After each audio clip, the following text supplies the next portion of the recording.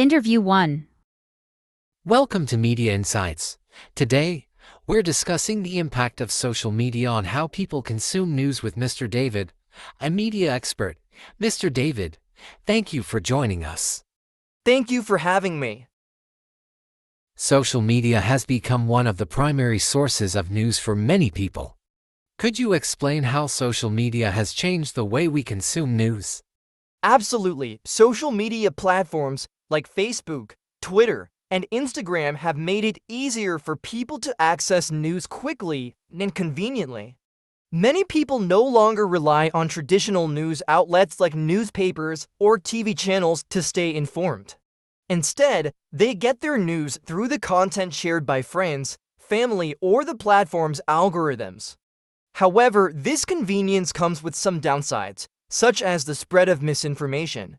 Because news is shared so quickly, and often without verification, it's easy for false or misleading information to spread rapidly. What are some of the risks of relying too heavily on social media for news? One of the biggest risks is the spread of misinformation, as I mentioned earlier. When people consume news primarily through social media, they are often exposed to information that hasn't been fact-checked.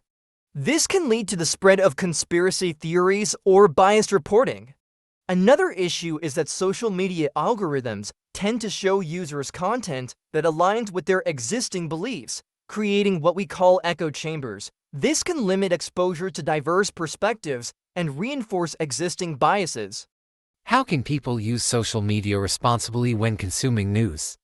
The most important thing is to verify the information before sharing it. People should check the credibility of the source and look for other reputable news outlets reporting the same information. It's also a good idea to follow a variety of news sources to ensure you're getting a balanced view of current events. Social media can be a valuable tool for staying informed, but it's essential to use it critically and responsibly. Interview 2. Welcome to Language Talks. Today, we're joined by Ms. Linda, a linguist, to discuss the benefits of learning a second language. Ms. Linda, thank you for being here. It's my pleasure. Learning a second language can be a challenging process.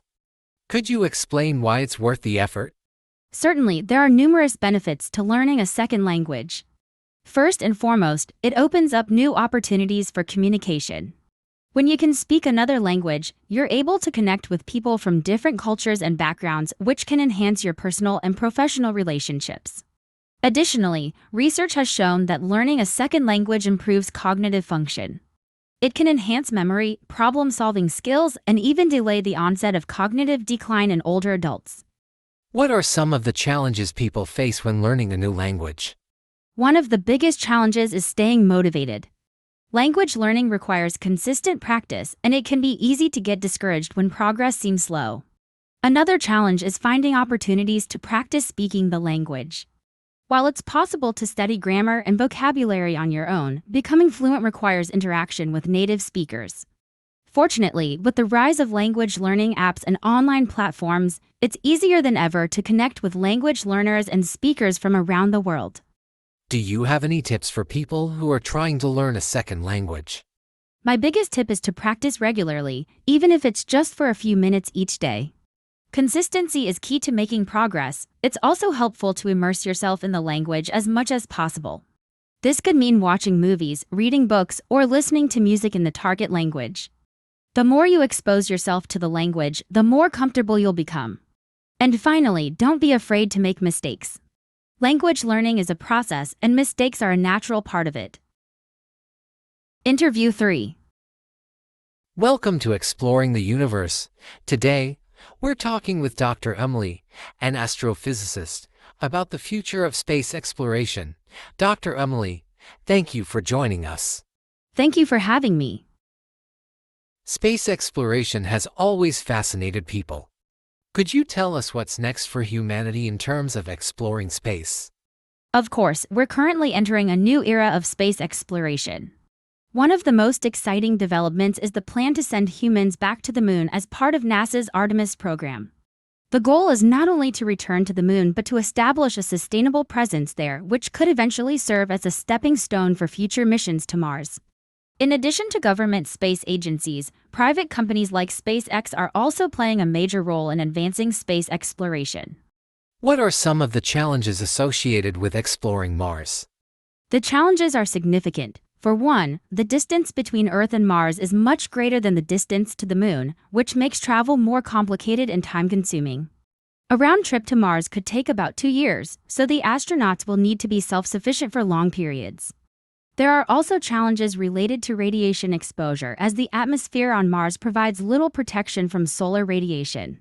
Additionally, we need to figure out how to produce food, water, and oxygen for astronauts while they're on Mars. What advancements do you think will be necessary to make human missions to Mars a reality? We need to continue developing life support systems that can sustain humans for extended periods in space. We also need more advanced propulsion systems to reduce travel time and make missions more feasible. Finally, establishing infrastructure on the Moon will be an important step. By building a base on the Moon, we can test technologies and gather resources that will be essential for future missions to Mars. The next decade is going to be very exciting for space exploration.